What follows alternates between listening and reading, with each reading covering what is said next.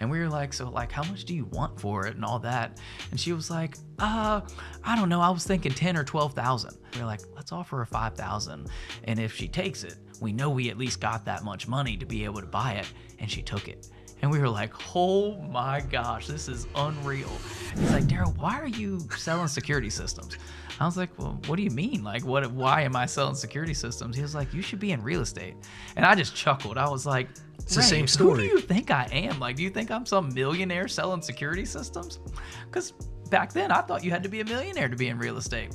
I had no idea you didn't have to be. He was like, look, come to my meeting. At that time, he had done maybe 3 or 4 Petersburg meetups. Oh, wow. Yeah. So I got in at the very beginning of his meetups, and he was like, hey, come to my investor meetups and I'll give you the stage. You can present your cameras and your security systems. So think of it as a networking event, and you're going to sell everybody.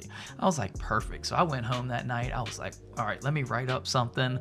Let me find a way. I'm selling everybody in this room. They're all having security or cameras by the time I leave here.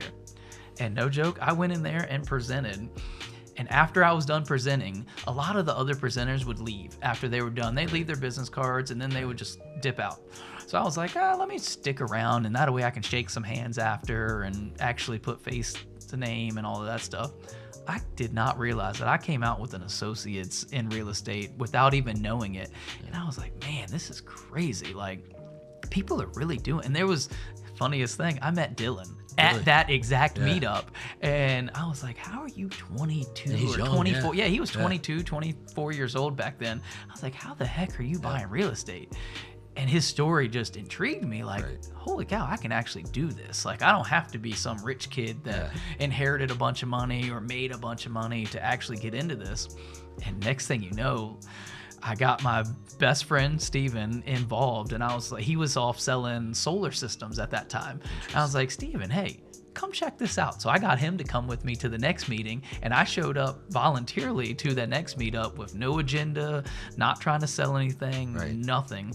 And we went in there, and he was like, dude, I think there's something like here. Like, you're good at sales, I'm good at sales. There's no way we can't find something or figure it out. So we went out and we bought bandit signs the very next day. Wow. We were like, dude, let's go buy some We Buy Houses signs.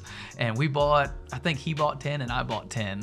And we were like, let's just put them out and see what happens. And then we'll go door knocking around where we put them out.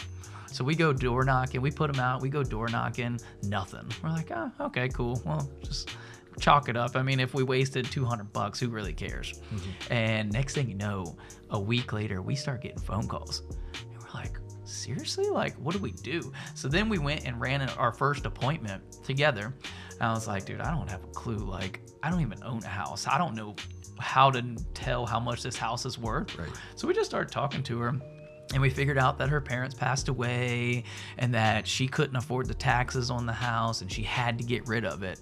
And we were like, so like, how much do you want for it and all that? And she was like, I don't know. I was thinking 10 or 12,000. I was like, oh my gosh, like seriously? So we were like, all right, well, we don't have $10,000 or $12,000 at that point. Like, we had $4,000 or $5,000. So we went outside, we kind of stepped away, and we were like, let's offer her $5,000.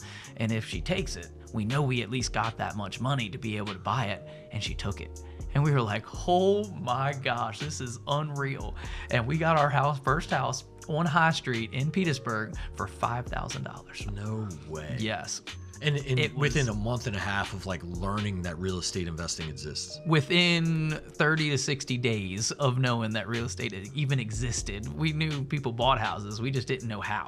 That is insane. Wait, all right. Wild. All right, hold on, time out. Major props to Ray Ferguson for being a connector, right? You have no idea. I tell him, and I tell everyone this story and plug him every time, because without him, I really would not be here. Dude, incredible. There's like 1 or 2 people in my life that made like a couple statements or suggestions that completely changed the path of my life. And that, like, Ray Ferguson is one of them for you. He's my guy. And just for any audience, he was episode 38 on this podcast. Nice. So if you want to hear Ray's story, check out episode 38. Ray is, I mean, he's just awesome. So positive, military veteran, business owner, real estate investor, and a connector, man. Like, that's incredible. He's getting his meetup started. He's got these businesses going on. He's either leaving the military, working through his transition to this point, and then he grabs you and just says, "Hey man, check." Like, he noticed your talent.